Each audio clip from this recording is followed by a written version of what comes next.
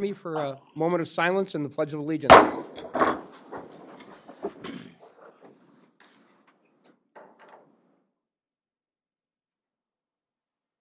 I pledge allegiance to the flag of the United States of America and to the republic for which it stands, one nation, under God, indivisible, with liberty and justice for all. Good morning, and thank everyone for coming. First item on the agenda will be the approval of our regular meeting proposed agenda. Mr. Chair, I'll move approval as presented. Mr. Chair, I'll second. Commissioner Philby motions, Commissioner Hulse seconds. Any further discussion? All those in favor, please say aye. Aye. Aye. Passes unanimously. Next item on the agenda is the open forum. Is there anyone here for open forum this morning? We have nobody signed up, Chair. No one signed up for open forum. Okay. Next item up the agenda will be the consent agenda. My understanding is we are taking out item 314 for further discussion. I'll make that motion with that removal of item 3.14 for separate consideration. Commissioner Danilowski motions. Is there a second? So moved. Commissioner Hulse seconds. Any further discussion? All those in favor, please say aye. Aye. Motion passes. So then item 314.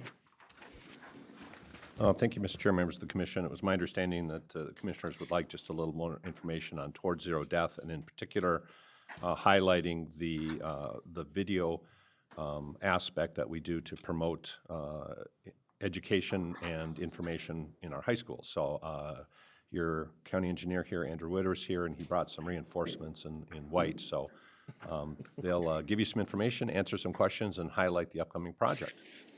Good morning. Absolutely. Good morning, Mr. Chair, County Board members. Appreciate the opportunity to speak a little bit more about Towards Zero Death and the initiative that we've been working on for many, many years here at Sherburne County. First, I'm going to talk about what it's not. It's not a single initiative. It's not a single approach to roadway safety and crash safety. Towards Zero Death takes into consideration a number of different aspects. You've probably heard of the 4 E's. There's actually 5 of them. So when you start talking about the 4 E's, there's education, enforcement, engineering, emergency medical response. And then the 5th one is everyone. Everyone has a role in this. So I, as an engineer, oftentimes like to think that we're good at providing solutions and fixing problems, but we cannot engineer solutions to every societal issue and roadway issue that we have. Likewise, Commander Zawacki would probably tell you we can't, through enforcement, fix all of our driving issues out there. Because as soon as that next car drives by after a patrol officer leaves, they have no clue they were there. So that's what it's not. Our Sheriff's Department has done an excellent job leading this effort, going after grant funding on an annual basis to support this effort, and have created the Sherburne County Safe Roads Coalition. Again, you hear the term, it takes a village. This is more than that. It takes a county, a city, a township, a state, everybody in between. We've got 46 different participants on our Sherburne County Safe Roads Coalition, from police departments, sheriff office, state patrol, school districts, hospitals, EMTs, engineering department, the county attorney's office, Minnesota Department of Public Safety, the county board. Chair Felber sits on the committee now for our Safe Roads Coalition, Community Corrections, Health and Human Services. So it really does take a village. I do want to call out both Jeff Dowdy, who is now leading the Safe Roads Coalition. I think he typically works evenings and is hopefully at home resting right now, as well as Roxanne Schrader, who has kind of led this effort over the past number of years prior to Jeff taking command of that. We send out weekly updates and statistics. What's going on around the state? What does it look like? What's going on specifically here in Sherburne County? What are the trends? We do have goals and metrics set with that grant solicitation that we work towards each and every year. Things like putting out yard signs at severe crash locations to call attention to that. Our mobile driver feedback signs. We do distracted driving efforts and enforcement with all of us. That's a way that I can kind of cross lines a little bit and help the sheriff's department out by driving a vehicle as they're looking for distracted drivers at certain intersections and areas. We have email taglines. Maybe you've seen some of those on some of the sheriff's emails or some of the engineering emails. We do fatal reviews on every fatal crash that we have within Sherburne County to see what we can do differently and how we can improve. And lastly, as Administrator Messel mentioned, and as this item works towards, we've been doing an annual video contest with some of our local students, high school students and middle school students. It's been very well received. As you can see by this item, we've received a number of donations and support from the community to help encourage them to provide those peer messages to students and kids their age, as well as adults and young adults like us. This year we have received 3. I think we received 3 last year. They're very well done. They've got focus on kind of the 3 key issues and areas in and around our community with TZD. So, it's really working on a cultural and societal shift, as we've kind of seen. Everyone probably has experienced the difference in driving behaviors and habits over the course of the last number of years. We need to be fluid with our efforts with TZD and specifically with Sherburne Safe Road Coalition. So it really is a continuous improvement effort, and we'll continue to work on that as we move forward. So sorry that was a little long-winded. It's an important effort that a number of us in the room share very closely. Near and dear to our hearts. Everybody probably knows somebody that's been in a severe or unfortunately a fatal crash, and we want to do our best to reduce and minimize and even stop those from occurring. So with that, I can take any questions.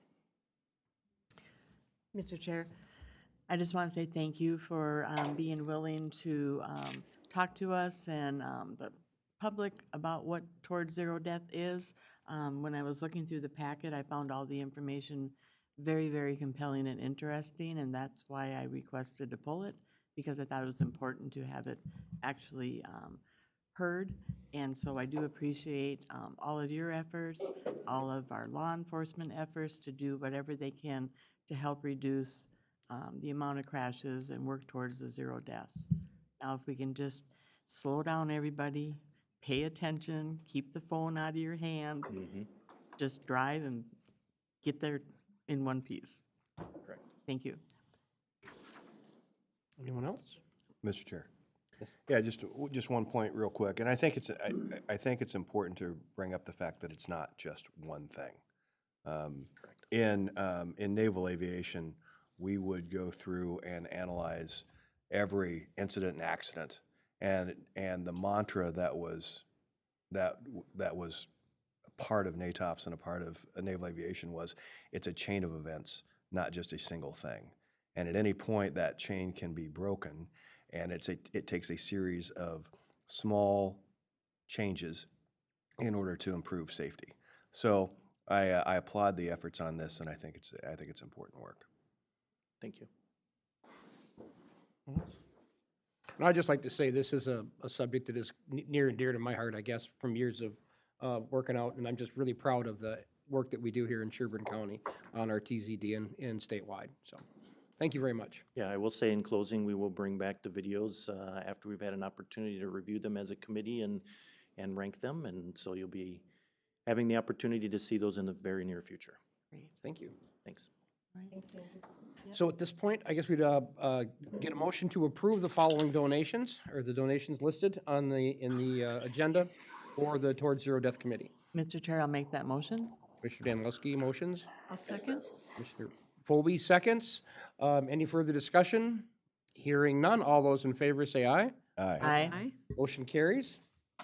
Mr. Messel, announcements, please. Thank you, Mr. Chair, members of the commission. Ben got out of here quick, so I had to, this is the way he likes it. Just a couple things that may or may not be on your calendar, but wanted to highlight them for you. First of all, following on the discussion on TZD, Just a reminder that the 11th Annual East Central Minnesota Workshop on TZD is tentatively scheduled for May 2nd of this year. And that will be up in, I believe, Waite Park. So if that's not on your calendar and it's of interest to you, let me know and I'll get you the specific information. But registration is now starting for that TZD annual workshop.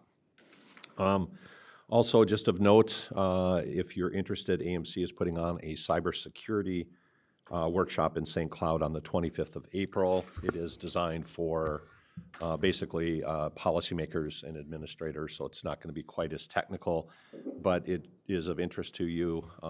Feel free to let me know as well. I do plan on attending that.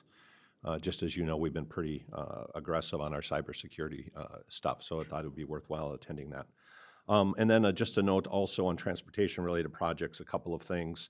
The MnDOT is going to be holding 2 open houses on the same day, same location. This is the 19th of March. No, you're shaking your head. I'm sorry, I thought the one in Buffalo was before the 19th. I think they're both the same day, from what I understand. I'll double check that and send an email out. But my understanding is the 19th of March, there'll be an afternoon presentation dealing with Trunk Highway 25 from Buffalo to Monticello. And then in the evening at 6 p.m. will be a focus on the Monticello City project and the bridge project coming into Sherburne County. So I'll verify that and get that out for you, but that was my information. And then somewhat related, just note we did receive a request for comment from the APO for transportation improvement project changes. There were 2 of them. Andrew has reviewed them. They don't relate in any way to Sherburne County. We don't think it impacts us in any significant way. So unless the board would like an affirmative review, which we could do quickly now, I think we'll just have no comment on those proposed changes. But I'll defer to Andrew or to Commissioner Danielowski, who sits on the APO, if you want to highlight anything more than that. We didn't see anything of substance in those. Did you have anything you wanted to go over them? No, not really. Okay, Andrew, you're okay with that? Good. Yeah, we just wanted to let you know, and if you do have an interest, even though it's not for board action, let me know and we can dig into the details, but they were fairly minor and not related to any of our projects or priorities. Then shifting a little bit, just a note that Baldwin Township will be having a hearing with an administrative law judge starting on the 7th of March. It goes in the afternoon and the evening. It's regarding their proposed incorporation.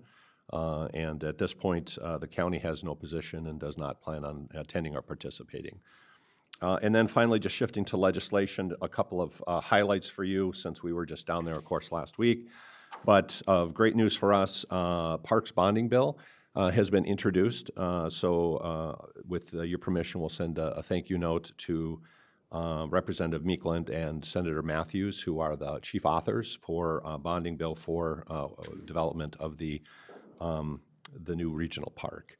And then related to that, we are having conversations with the Trust for Public Land at the staff level regarding the possibility of additional cooperation with them for that particular park. And then shifting to North Star, just a quick update. We did have a good conversation with the Metropolitan Council and Met Transit about the situation with North Star, and we will be developing a position paper which I'll present to you. But at this point, just note for you and for the public that there are no agreements for local funding of North Star, and there are no local dollars being funded on North Star at this time. And we would be the only county to do that, as we've spoken about, and obviously a decision to do that would be at this level. So we'll continue that conversation and keep the board informed on that.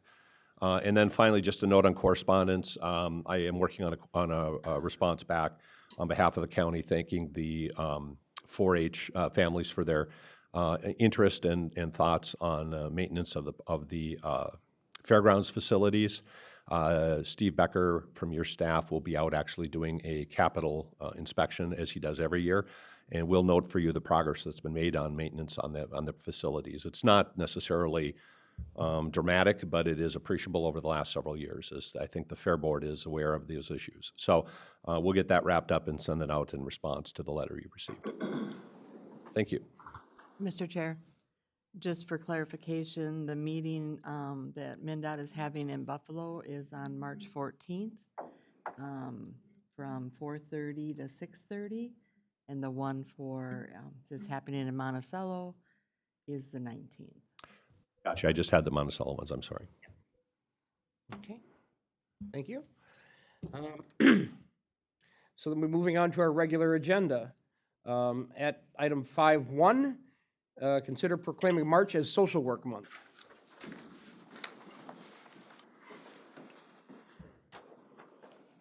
Good morning. Good morning, Chair, Commissioners.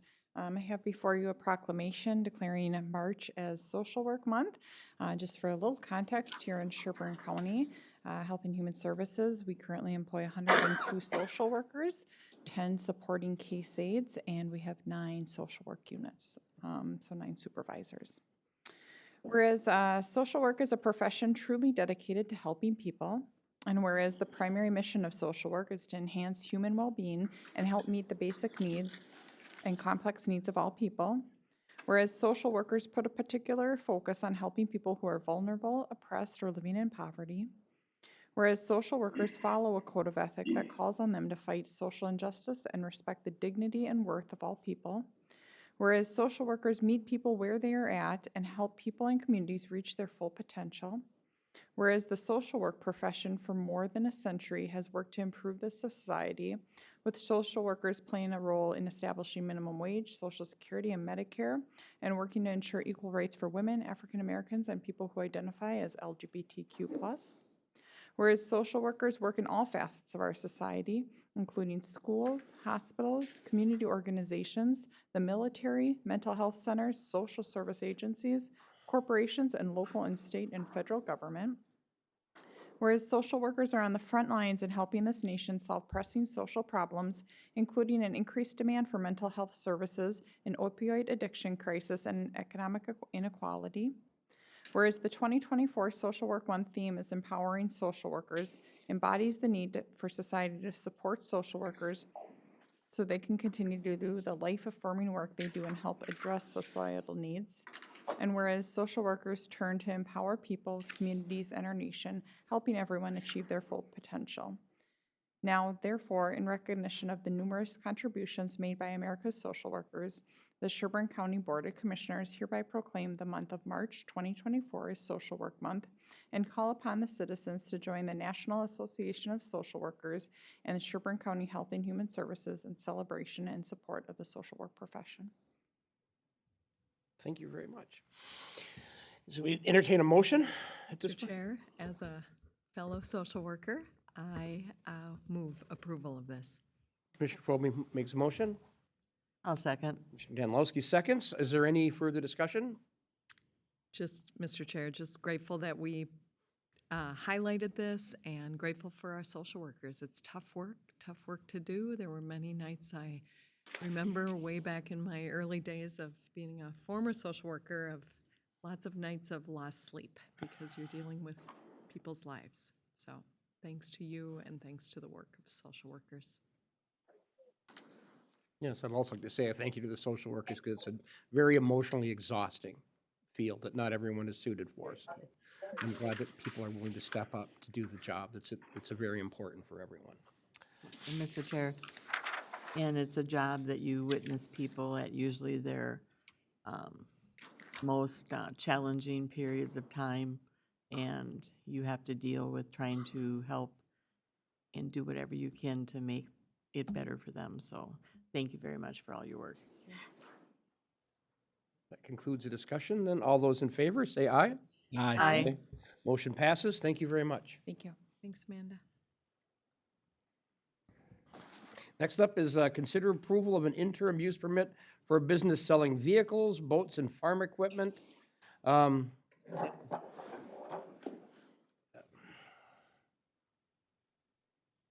morning, Morning. Commissioners. And Board Chair, these are the items from the February Planning Commission. First one is Brian Headkey. He's requesting an interim use permit for a home business and an accessory building, and this is for a machine shop. This is in Livonia Township in the Urban Expansion District. Planning Commission recommended approval with the 10 conditions and the finding of fact that are in your packet. Yes. Entertain a motion on this? Mr. Chair, I'll move approval. I'll second that. Commissioner Philby moves, Commissioner Gray seconds. Any further discussion? Hearing none, all those in favor say aye. Aye. Aye. Motion carries. Now we're to the one I mentioned. I got ahead of myself. Next item is Fly Motors LLC. Ibrahim. Property owners are Irvin and Roseanne Danielowski. They're requesting an interim use permit for business selling vehicles, boats, and farm equipment. This is in Big Lake Township on .65 acres in the Orderly Annexation Industrial District. Planning Commission recommended approval with the 12 conditions and the findings of fact. Entertain a motion to that effect. Mr. Chair, I'll move approval. Commissioner Phobie moves for approval. I'll second that. Mr. Gray seconds. Any further discussion? Mr. Chair, I'll be abstaining from this vote. Okay, understandable. All those in favor say aye. Aye. Aye. Motion carries, 4 votes. You have to ask for my abstention. Huh? Oh, and your abstention? Aye, Aye, okay. or, yeah, I abstain. Abstain. All right, got that. Thank you. Then we're going to move on. The next item is Nick Berger and Linda May Schultz. They're requesting an interim use permit for a home business and an accessory structure. This is a sausage maker and catering business. This is in Orrock Township in the General Rural District and within the Shoreland District of an unnamed natural environment lake. Planning Commission recommended approval with the 9 conditions and the findings of fact. Can we have a motion on this one? Mr. Chair, I'll make that motion. Mr. Danilowski motions. I'll second. Phobie seconds. I would, in further, any other discussion? I would like to amend, if we can, if it's amendable to the folks. I know there's a lot of discussion about him being able to have a sign on his property. He doesn't want to have one now, but if we could amend that one condition, so if he decides 5 years from now he wants a sign, he doesn't have to come back. Could we do that? Is that a? Friendly amendment for item number 1 under the conditions. Yes. Mr. Chair, The standard 2x3 non-illuminated. I was going to ask, would there be specifications around the sign? Yeah. The standard 2x3 non-illuminated, I think, is what we usually put in there. I think it's 12 square feet, non-illuminated on your own property. We could add that language from the ordinance, if you'd like. That's what I was thinking of. Thank you for the correct I'm fine with description. that, using the appropriate language. Okay, all right. So all those in favor, please say aye. Mr. Chair, I'm sorry, procedurally, that means the second has to also accept the, both the first and the second have to articulate acceptance of the amendment. I'm fine with accepting that friendly amendment. I'm sorry, thank you. Thank you. I apologize. Went a little too fast there. So all those in favor, now that we're caught up, say aye. Aye. Aye. Motion passes.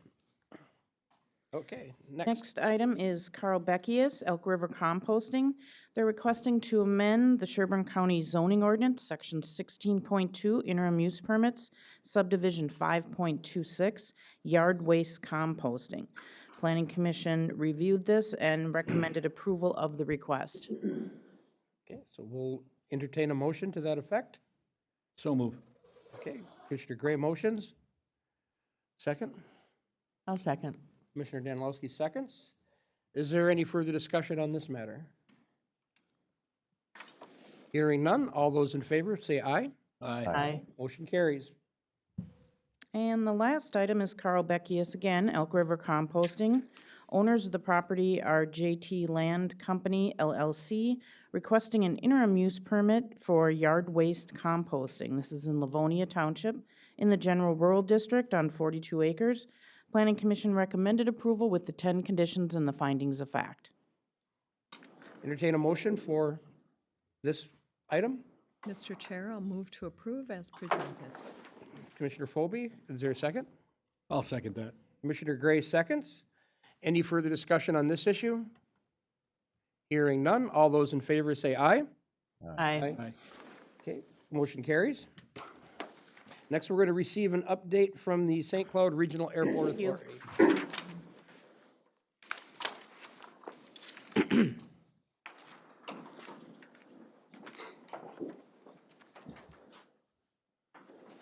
So thank you, Commissioner Felber and the rest of the commissioners for allowing the St. Cloud Regional Airport Authority to present here today.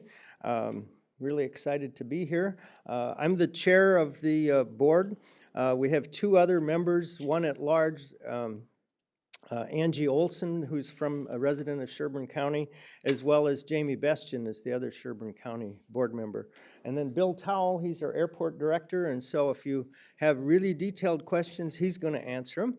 But I, as the board chair and a resident of Sherburne County, want to do the bulk of this presentation just to answer questions and to talk about how far we've come since the Air Authority was formed.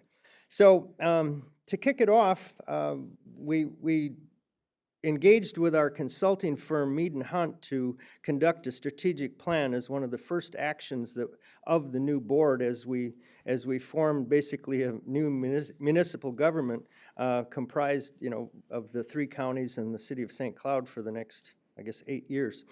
And so in that, our first, and if you could advance the slide. Thank you. Our vision then for the St. Cloud Regional Airport, and this is something that I think is important to take note of. Traditionally it was a municipal airport. Our focus is not only on central Minnesota, but also on the Northwest Metro. We know that the bulk of the population that we serve is Northwest Metro, which obviously is this part of Sherburne County plus the other adjacent counties. So that was a change we made in the strategic plan as far as what our service area is. Our mission is to provide quality airport transportation services that safely connect users to their destinations while driving economic growth and prosperity for the Northwest Metro and Central Minnesota. In a recent study that was conducted by the state, it has a $49 million economic impact on our regional economy. So it is significant, and obviously one of our goals is to expand that economic impact to have a greater impact on our region. Next slide, please. So our core values focus on 3 things. 1, safety and security. Obviously, number 1 is having a safe airport where people can fly in and out of, and really that we do the best possible job of keeping our runways clear and making it a great place for people to do business and for the public to enjoy the services of the airport. Next, obviously, is transportation access. And one of the things right now, we've got Allegiant and Sun Country both fly out of the St. Cloud Airport. And, that's really the kind of for the general public. And then obviously general aviation is a huge part of what we do.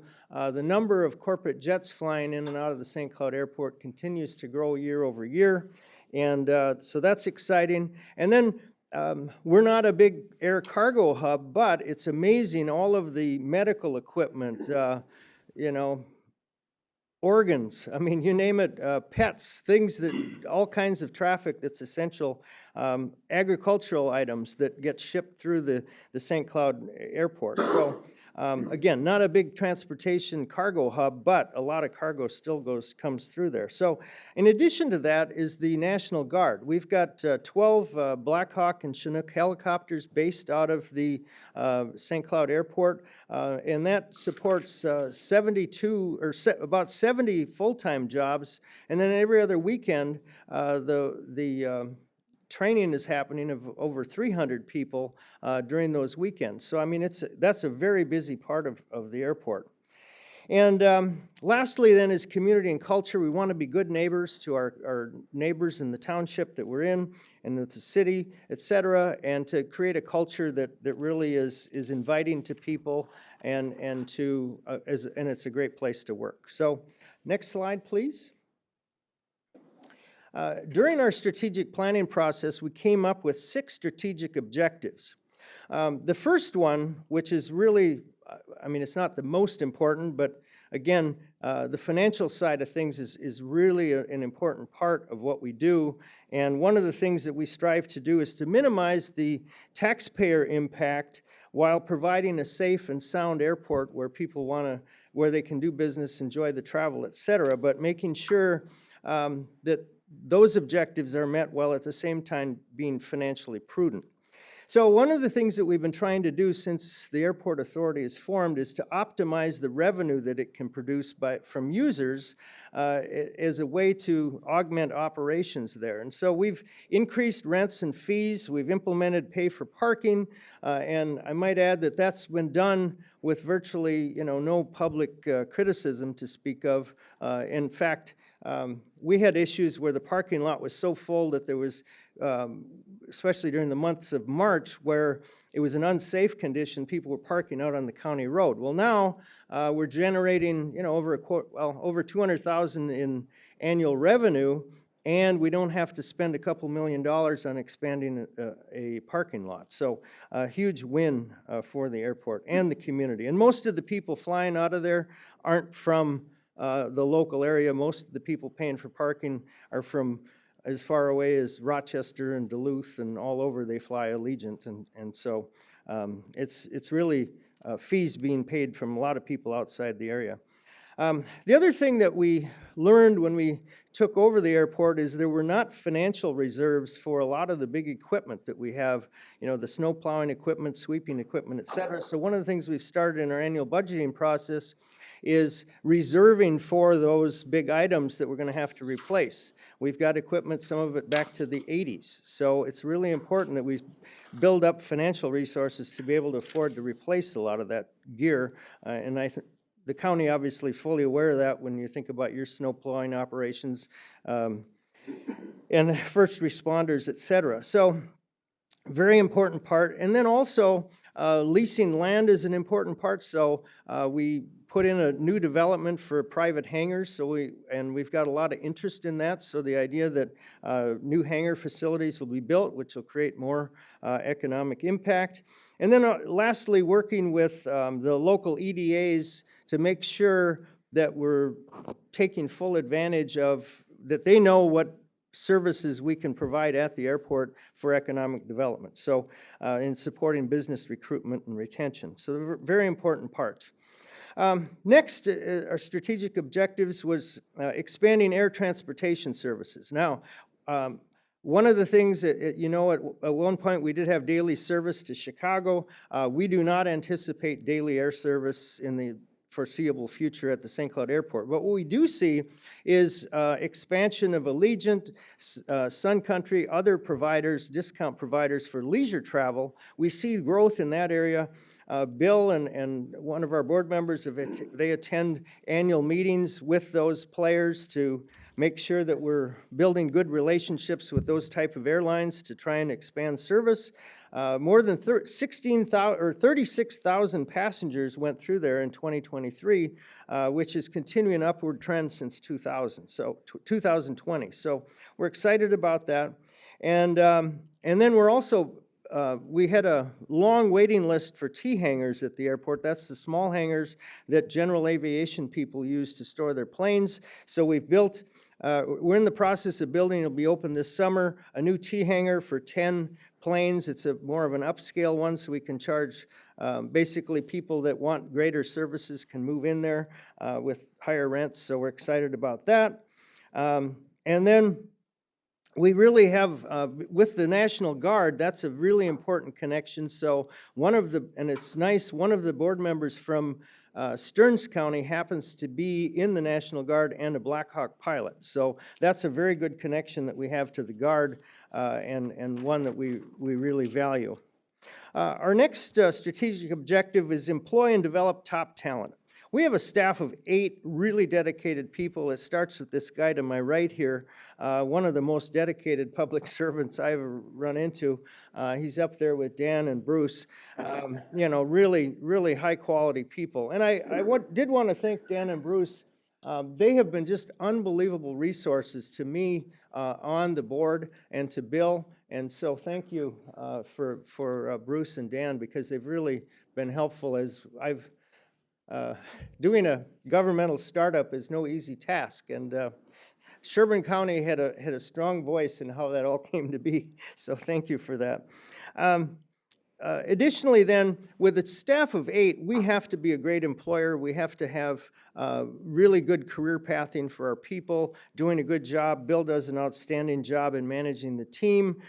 We were short one person. We hired an assistant director, so that's covered a number of things from succession planning, et cetera. So we feel much better about how we're positioned from a staff standpoint.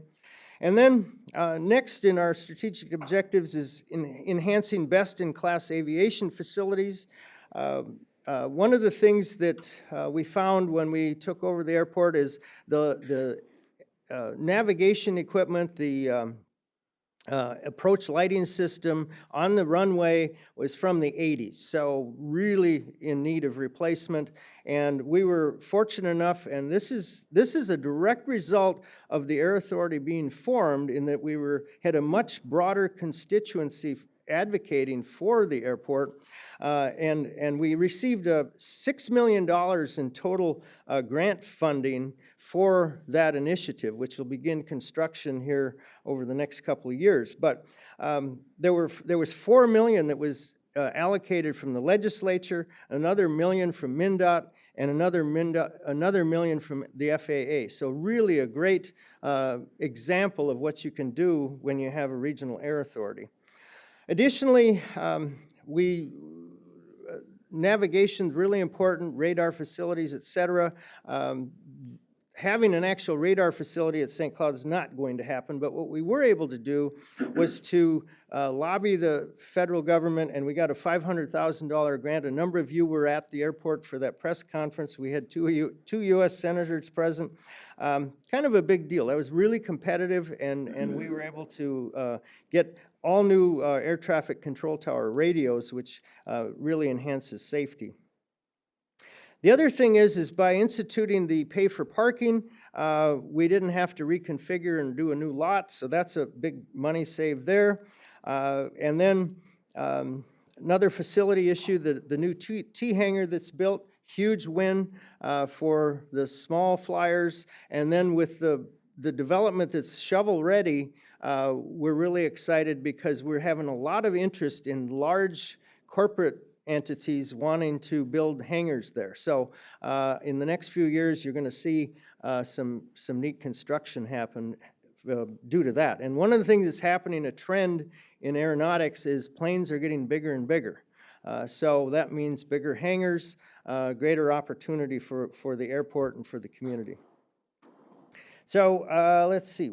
The other thing we're going to be doing is our brand is a little bit tired up there in the left-hand corner, so we're going to be looking at possibly redoing that, making it a little bit more modern, that type of thing, so we're excited about that.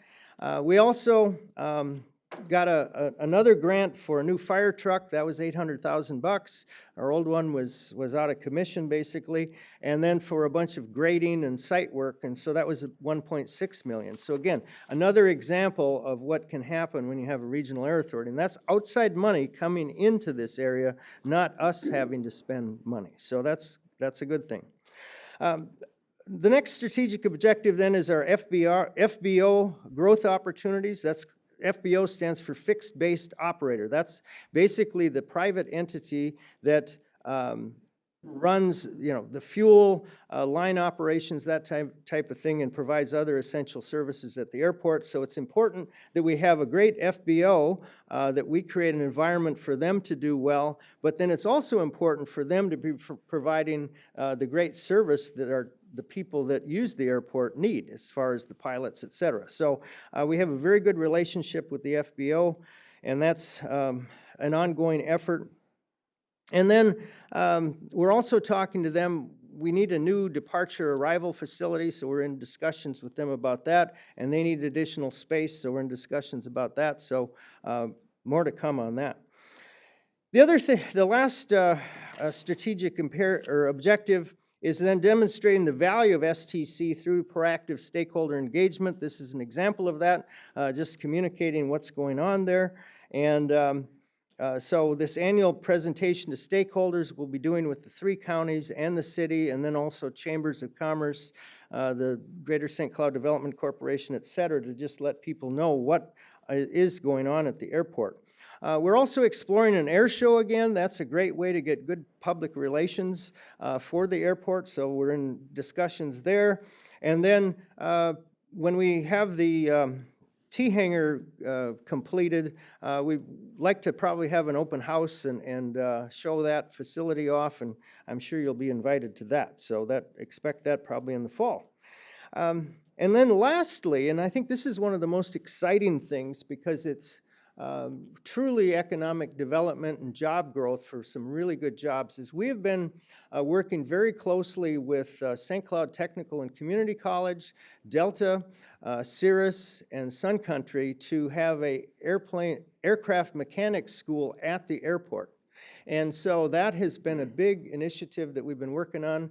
Patty Gartland, who's vice chair of the MAC, has been working with us on that a lot. And so it's looking very favorable. We've got the governor supporting it. We've got the chair of Minnesota State supporting it, the chancellor. So we've got a lot of good support for it. And here's the neat thing. Well, the sad part is there's a 3-year waiting list in the metro for people going into those programs, 2 years up at Thief River Falls, and they just can't get enough people through the system. The average pilot, or not pilot, but mechanic at Delta is 55 years old. And so they've got a crisis coming, so they're very supportive of these types of schools. And we were going to be excited because those jobs pay over a few years. I mean, you're making 6 figures working on airplanes. So I think that's going to be a real economic boon. And then also with the National Guard base there, you've got a lot of mechanics there, so there's a great opportunity for them to get their FAA certification through that, which then will give them another career beyond the military and up their pay grade when they get out. So we're really excited about that initiative, and more to come on that. So if you see some press, now you know what's coming. So, questions, concerns? Mr. Chair, I just remain so pleased. Thank you, Brian. Thank you, Bill, for being here today. So pleased that I truly believe this is what we had to do, and it just keeps blossoming. So I'm grateful, Bill, for you sticking in there, because you could have fled no pun, many years ago. And I'm grateful you've stuck in there, because I believe we have the right people in the right place now and the system to make things like this happen. And it's just blossoming. So grateful for that. The airport is such an asset to central Minnesota, and I think we're realizing now that capacity and full potential. And so just keep doing what you're doing. And if you ever need, I'm going to speak out of turn here, so just tell me no, letters of support, like for this educational opportunity. If I don't know where you're going to or what you need to show big support behind it, but I would think the county would be willing to offer a letter of support Yeah, or speak thank you. on that behalf. So I will let you know if needed. yes. Okay. Thank you, though, for your work. Oh, thank you. Okay, go ahead. Yeah, Mr. Chair. Yeah, Just a couple of questions for you. Sure. So have you developed, there are a lot of really nice initiatives, and it looks like a lot of them are coming to fruition as Commissioner Phobie said. But I'm curious, have you developed long-term, like 5-year, 10-year strategic metrics that you're driving toward to figure out whether, you know, these activities make us overall successful, whether it's, you know, number of departures and landings, whether it's number of passengers, whether it's number of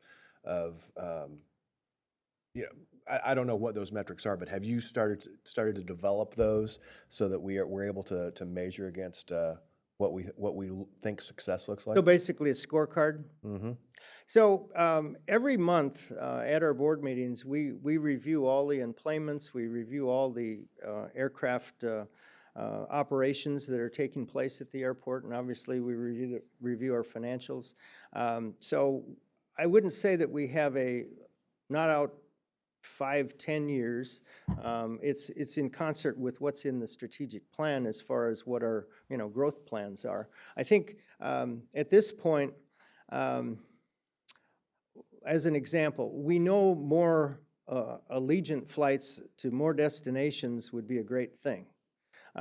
There's lots of reasons for that, but one of the things we knew is until we had to fix the till we had parking capacity, we couldn't even entertain it. So a lot of this infrastructure stuff that we've been doing was really important to get settled before we, moved further on some of these things. But I think as we revisit the strategic plan in this, when we do the one-year evaluation of where we are, that's where I think we can now take a better look and say, well, okay, based on the progress we've made, what should our scorecard be? But it's something that's in our plan to do. And again, we monitor performance every month. So. Yeah, I would just encourage you to look at and think about as part of your strategic plan, what those success metrics look like, and those hard metrics at the, say, the 5-year point or whatever, so that as you're looking, as you're evaluating and racking and stacking these projects, do they lead toward that success measure or not? And then, then you always have to make mid-course corrections as circumstances change. But I would encourage looking at some longer-term metrics that you can measure against, just to figure out what we're going to be when we grow up. Yeah. Right? No. Point well taken. Thank you. Mr. Pessel? Well, thank you, Mr. Chair, members of the commission. I was wondering if you would just discuss, since we had recently a complaint about either noise or flyby traffic, how does the relationship work between you and the Guard, and information sharing and that when it comes to things like the good neighbor flying policy? I'm going to defer to Bill on that question. You got it. I appreciate the question. So the Army National Guard, they do have what's called this Fly Neighborly program. They are really responsive when we get some kind of a complaint. There was one recently that complaint comes to me. Then it goes right to the commander of the Army Aviation Support Facility. I got an email back within about 10 minutes that copied the rest of his staff and support folks, looking for either a plan on how best to mitigate that noise issue.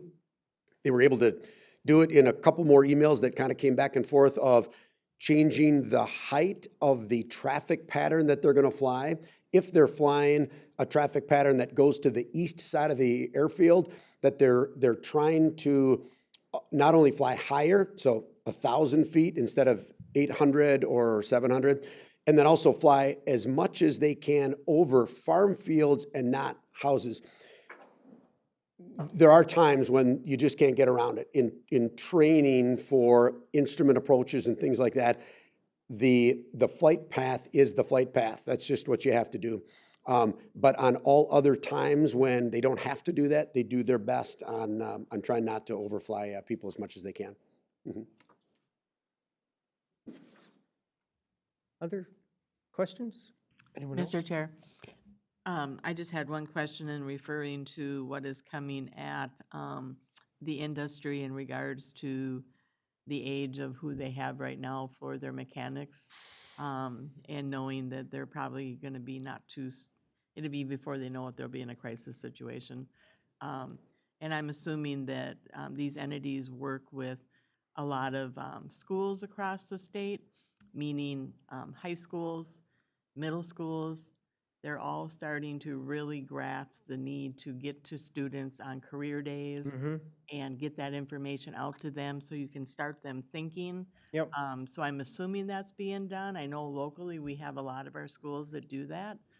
So I would hope that you would encourage the stakeholders to be probably reaching out to that process so they can start getting our young people thinking along those lines. Like if you're a mechanic, your only opportunity is not to be wrenching on cars. You can wrench on airplanes and such. Yep. So Just a thought when you said Yeah, that. there's, and one thing, just for sake of time, I didn't include it, but one of the other things we've been doing, and Bill has been working with the local EPIC program, Exploring Careers in Middle School, and so that program has a sponsor, and they've been working with the FBO to expose middle school kids and high school kids to aviation careers. So that's really exciting. And then on the Delta front, they're actually working with a consultant out of Chicago who I've met, and the St. Cloud Technical Community College staff has actually gone to Chicago. And that program, yes, starts in middle school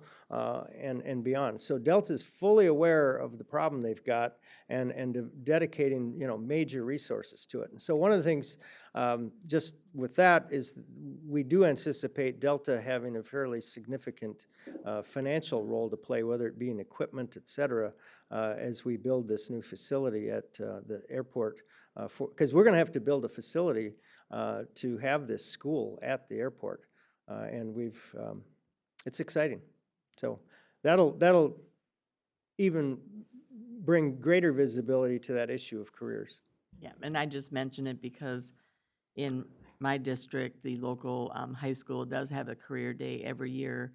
It has grown by leaps and bounds in participation from businesses and such, and I think they're up to they started out at about 30, and now they're hitting over 100 that are coming to the school on that day. They walk their middle school kids through, they walk their high school kids through. So I would encourage, like I said, I don't recall seeing Delta there, so that was just. Yeah, I'm not aware of that, but like on the local EPIC program, I know there's thousands of kids that go through the program, and there's hundreds of employers there, so, yeah, and that's an annual thing, so. Other questions? I don't really have a question, I just have a comment. I sat in on the board meetings of the airport, and I'd just like to thank Brian and Bill. They don't leave a stone unturned when it comes to the operations of the airport. I think they have a very robust and diverse group of board members that are driving the airport forward.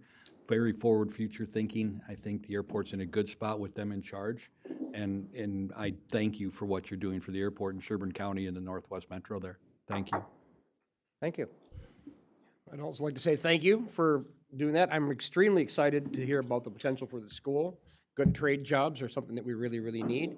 And I'm going to say that I really enjoy hearing the choppers because knowing that the National Guard is operationally ready is really important to me. So they can fly as much as they want, as far as I'm concerned. But Well, we're trying to get the whole fleet here. The other half is at Holman Field in St. Paul. And so Yep. one of Bill and my dreams is that the whole thing would be in St. Cloud. So that's in Sherburne County. well, thank you very much. Thank you. Thank you. And up next would be to consider and approve resolution number 03524-AD3131 to acquire property for the County Road 44 Improvement Project. Good morning, Mr. Chair, Commissioners. I would like to start by sharing some great news we just received, which is we secured approximately $2.1 million in federal aid funding for the reconstruction of County Road 44 from Trunk Highway 10 to CASA 1. Just found that out late last week. So with that said, I'd like to talk a little bit about the County Road 44 project. Its last full reconstruction was in the late 90s. And so right now we're identifying a number of deficiencies, poor pavement condition, no turn lanes, and no pedestrian facilities. So with that, we are asking for approval of the resolution to acquire property for the County Road 44 Improvement Project. We have a motion to that effect. Mr. Chair, I'll make that motion. Commissioner Danilowski motions. Is there a second? I'll second that. Commissioner Gray seconds. Any further discussion? I do have one question. Is the property we're acquiring to expand the easement? We will be acquiring easement. One of the deficiencies was the lack of turn lane opportunities, and so a lot of the accidents that we're finding in the corridor right now are a lot of rear end and side swipe collisions as people are turning. So the proposed improvements include a continuous left turn lane. So there will be land acquisition. This project is a tighter corridor, so we're we're reviewing each parcel independently from our consistent and traditional 100-foot corridor. Thank you. Are there any other questions? Commissioner Holmes? I live off of this road, so it's in desperate need of a redo. It's, I drive that road every day, and to your point, especially with the blind curve going, as you're going north toward CASA 1, before you get to the railroad, there's a number of opportunities for accidents, and I'm just surprised there hasn't been more. So I'm really looking forward to this project. Mr. Chair, I, as well, when I come to the Government Center, I take that path, and it's a tough road, and so it's way overdue. So thanks for your work on this, and thrilled to hear about the funding. Thank you. Yeah, anytime we can improve a road, I'm all in. It's about TZD. We just had that presentation, and Yep. this is part of that support, so. Danilowski? I was just gonna say too that since the road was designed, the amount of traffic that it carries is way beyond what it's been designed for. So this is when we need to step in and really make those updates happen. Correct. Yeah. Safety of the traveling public. There's roughly 300 residents whose sole access point is directly onto County Road 44. So envision of the roughly 7,000 or so ADT, we have approximately, 3,000 of them are residents that are local. So improvements like you identify will be reconstructing the BNSF crossing, realigning that crossing, removing some of that vertical and horizontal curvature issue that you identified. So we're excited about this chance to really improve the roadway for the traveling public. Do we have a concept drawn up yet? We did have an open house in late 2022. We do have a concept layout that I'd be happy to provide. That'd be great. I appreciate it. Any further discussion? All those in favor, please say aye. Aye. Aye. Motion carries. Next, we're going to discuss and approve commissioner appointment to the Sherburne County Parks and Trail Advisory Committee. Mr. Messel. Yeah, thank you, Mr. Chair, members of the commission.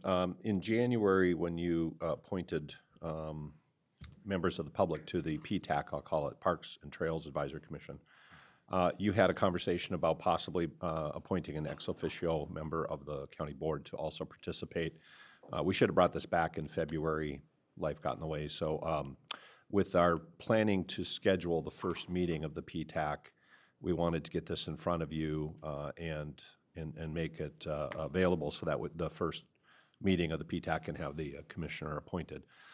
Just to note that the commissioner would be ex officio, so non-voting. The bylaws are silent. Kathy and I were just talking, and that's fine. We don't have to amend the bylaws now or anything. But an official appointment, if you want one, is appropriate at this time. And then we'll add it to the commissioner committee appointments for 2024. You're not required to do one, but again, it was your discussion in January, so we wanted to bring it back to you. Thank you. My understanding is somebody's interested in this. Yeah, Imagine I have, who that would Mr. be. Chair, I have voiced my interest in this now that I am no longer on the Two Inlets Bidet, Hahaka. Sorry. That's the first time I've said it without it in front of me, so I did it. That was really good, by the way, so Yeah, I'm impressed. Yeah, since I'm not on that, and with the Great Northern Trail challenges, opportunities and challenges ahead of us, I think that will be a part of that. So I would appreciate if no one else is. If we're going to have an alternate, I wouldn't mind being the alternate.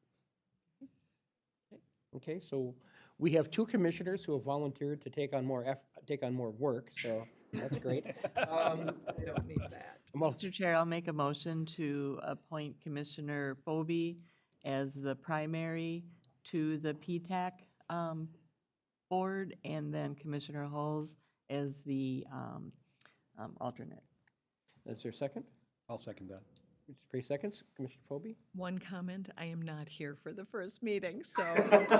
So the alternate Have steps at Oh, I it see how right this away. works. Yes, Yeah. yes.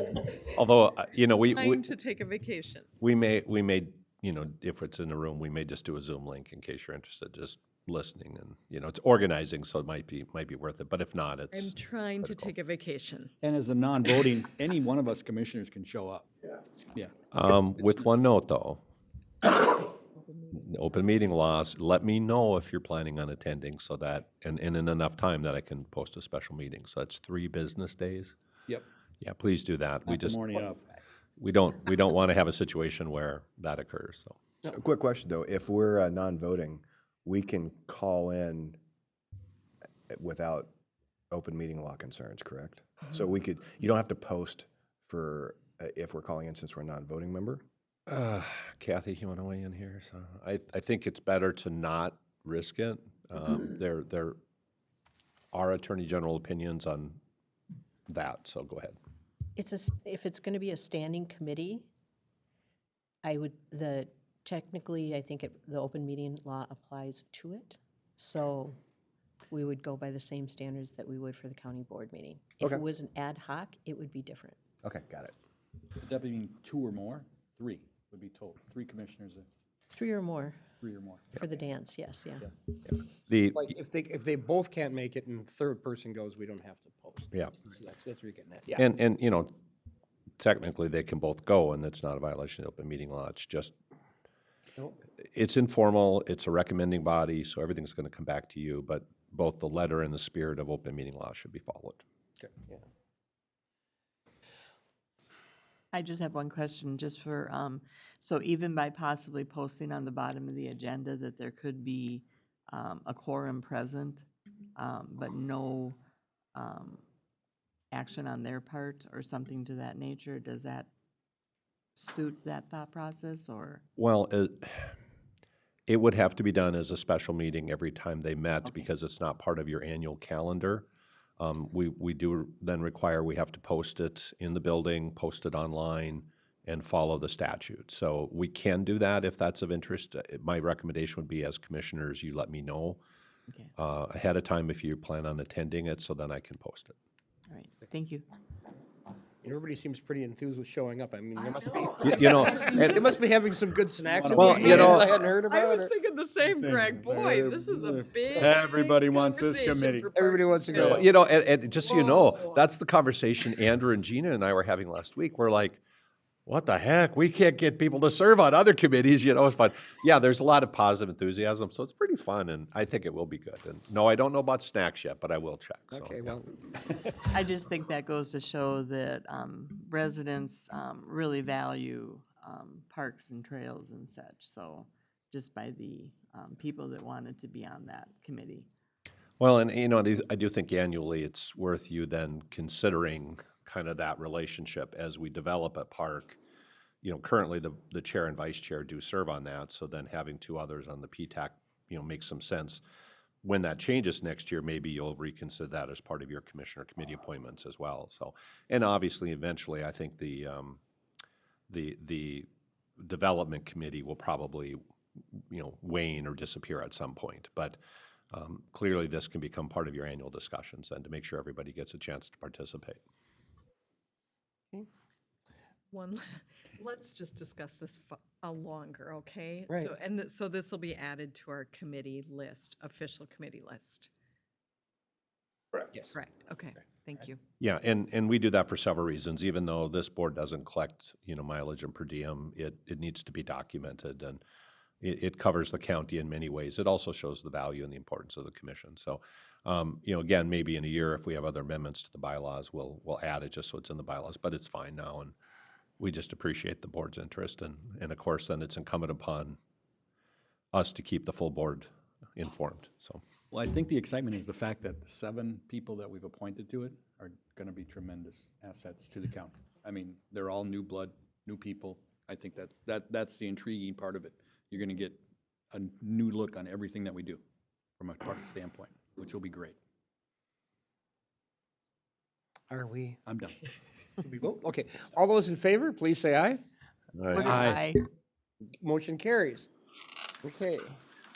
So we are now down to commissioner correspondence, committee reports, upcoming meetings, and future agenda items. Who'd like to go first? I will. Great. This is going to be real brief because I don't think we need to delve into these too far. AMC Legislative Conference, I think was great. I think we all attended that. Seeing all of our legislators there and getting our feet wet in everything that they're doing. Did the birthday party for the Sherburne County, which was 160 years old. Last on the 24th also, we had the Two Inlets Open House. The Quad County meeting, for those of you that don't know, is the extension committee of the 4 counties that make up the extension area that we have. That evening, we had the local extension committee meeting that we had. Just a brief note there, two of the 4 educators have now found other employment. So I am on the search committee for the new CEC 2 members. We're meeting, we're redrafting the job descriptions and going to be through that. I did the equity through an action committee in Sartell. The Quad City Search Committee meeting, we had our first one on the 28th. The 29th, I did the sheriff's retirement parties of Brian and James from the department, and then the DIEIB meeting we had on the 29th, which was it. Okay. Outstanding. Commissioner Holtz? Yeah, so just 4 key highlights for me. We had the ISD 728 Community Partners meeting. I attended that with Dan. That was a good meeting. We had a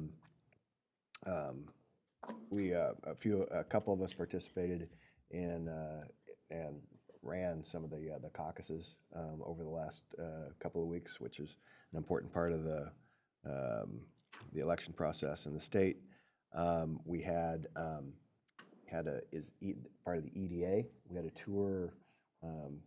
Commissioner Danielski and I attended a tour of Cargill over in Big Lake, which was a really interesting business tour. Really enjoyed that. And the 4th one was I had a number of conversations with Mayor Dietz of Elk River over several various topics, and we're continuing to meet with Mayor Dietz, and Bruce and Cal and I have upcoming meetings set up as well. And then just one last point for everybody to remember that today is an election day. So everybody get out and vote.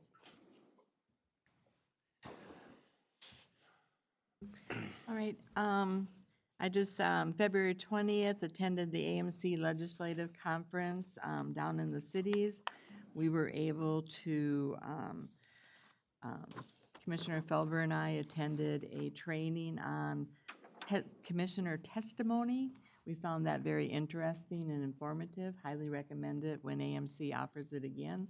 We both said we'd do another one just to really understand what it is that you need to be doing when you are in front of the legislature. And also had each of us has a committee assignment through AMC. I'm on transportation, and so we had a lot of discussion on what the transportation and infrastructure goals are for AMC for this year.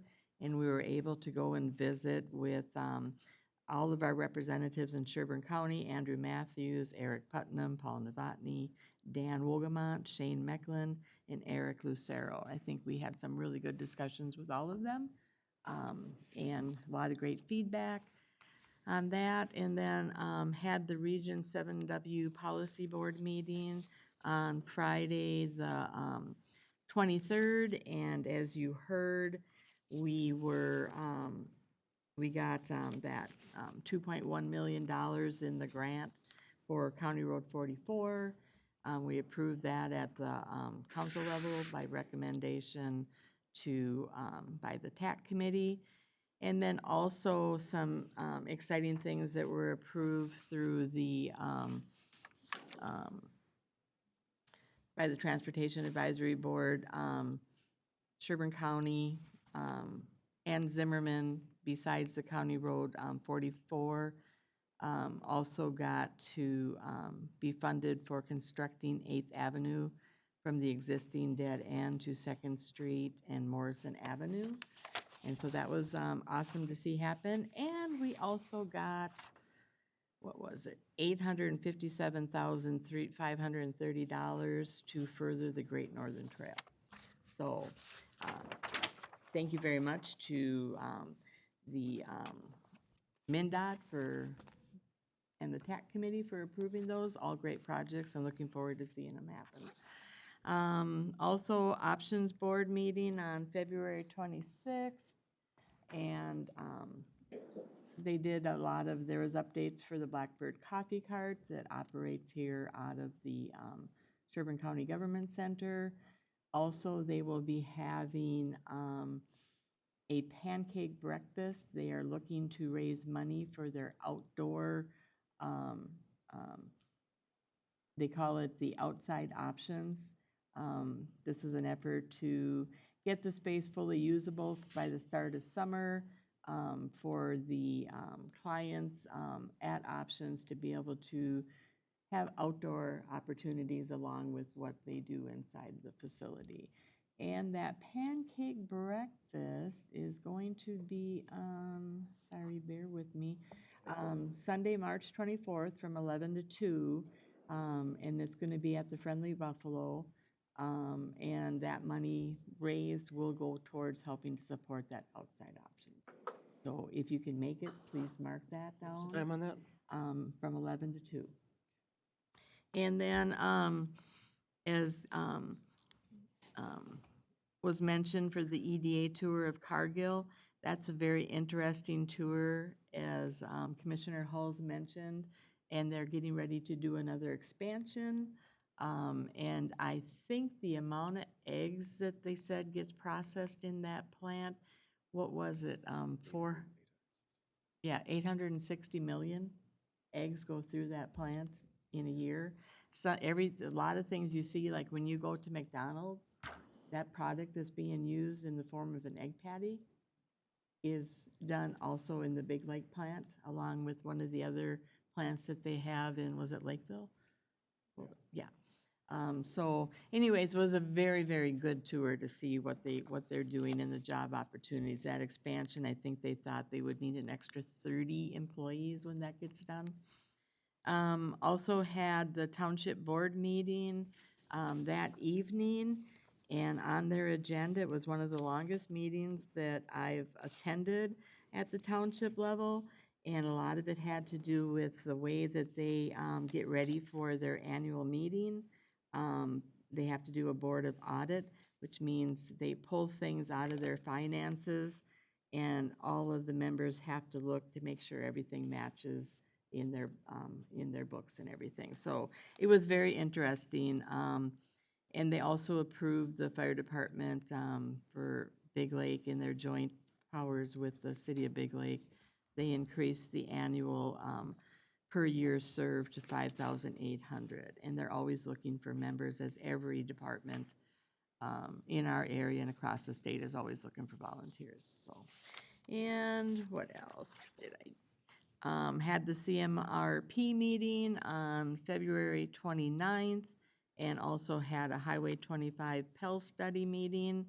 And March 1st, Serve Big meeting at the Big Lake Schools was held, and that's to do with serving the needs of the youth homeless population. So there's a lot of people that are involved with helping to meet those needs. And also canvass the primary election results for District 27B. And that has the person that will move forward to the election, which is, I think, happening today. No? Next? When's that election? The general election for that position is the end of the month, I believe, end of March. End of March, okay.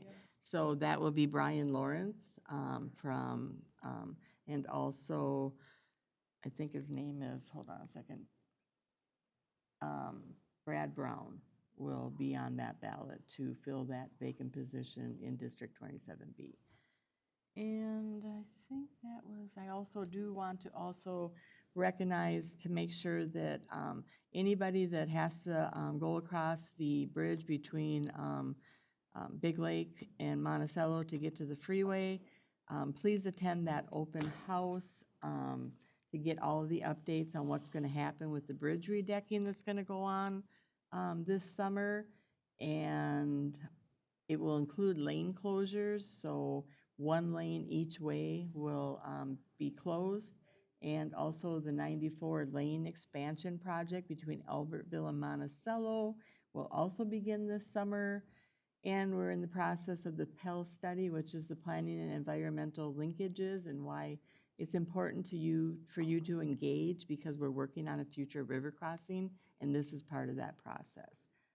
And a lot of other good information to be had at that. And that's it. Thank you. Commissioner Colby? You ready? Yes. Central Minnesota Jobs and Training, their government and community outreach committee that I work on, we're working on an AI workshop and training, so stay tuned on that. TRICAP search for the executive director, we met 3 times in the last month.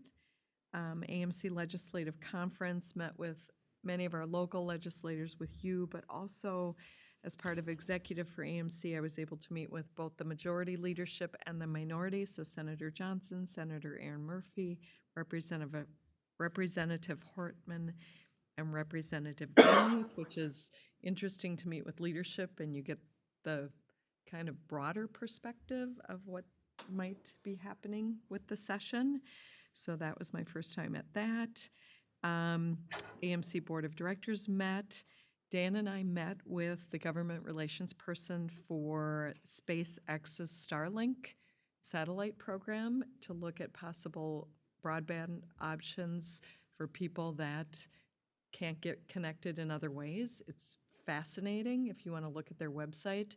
And there also is some federal funding right now through the BEAD program that we might be able to, these are these like last mile people that it might just be more cost effective to have their own satellite. You can buy these things at Best Buy. I mean, you can buy them at Home Depot.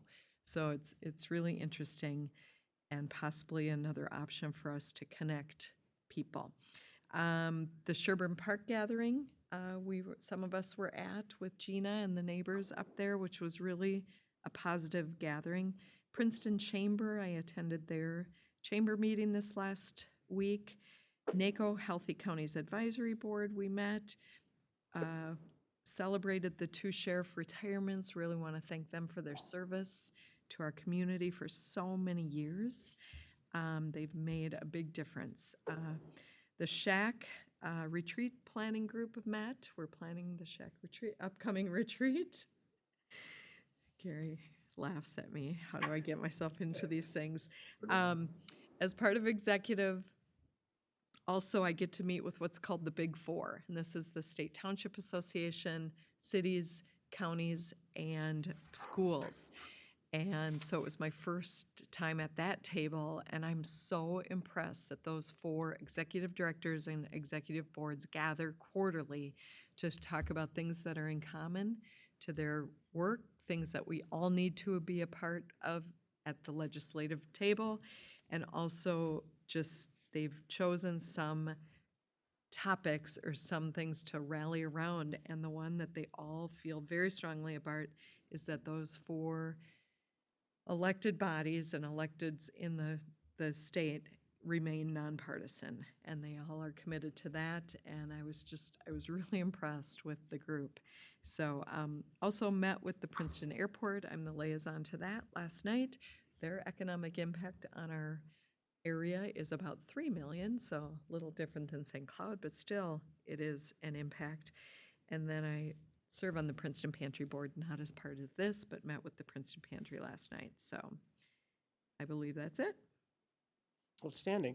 Okay, so the nice thing about going last is that most of the stuff that I attended was already covered.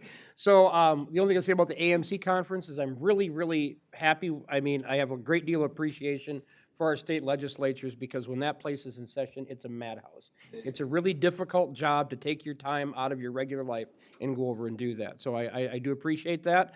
I did go to the county birthday party. informational meeting at the Two Inlets Park.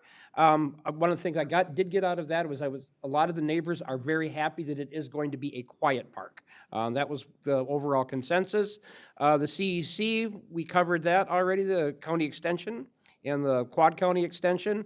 I went to the Energy Transition Advisory Committee Emerging Issues Subcommittee.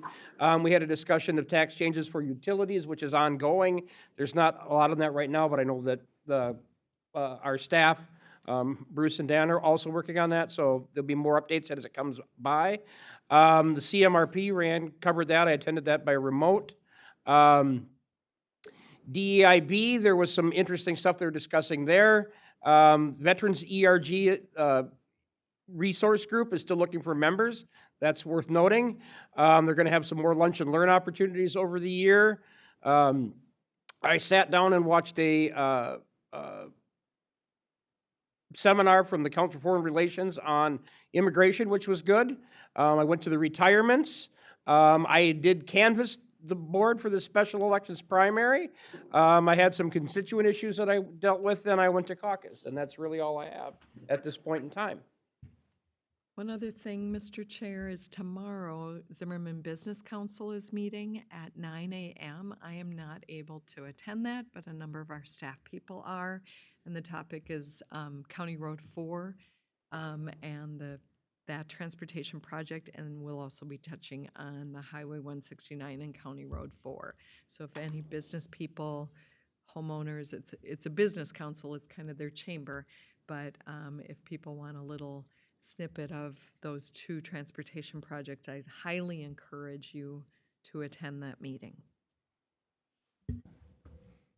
Mr. Chair, I wanted to just clarify too on that public open house for the regional transportation projects that will be at the Monticello Community Center. I forgot to say from 6 to 7 on March 19th. One thing I'll add, Greg and I got to see it, but on a personal note, my father's firefighter gear is now on display at the Sherburne County History Center. Yeah. That is cool. His turnout gear. He was the chief of the Clear Lake Fire Department for 22 years, and now our family donated the gear to the History Center, and they put it on display. It'll be there till, I think, September 1. So it's kind of neat, yeah. That is really cool. Also, thank you for sharing your dad to your community through his service on the fire department, because as we all know, having been a wife of a firefighter for 20 years, the family serves with them. Absolutely. Yep. Is that it? All right, well then we are adjourned.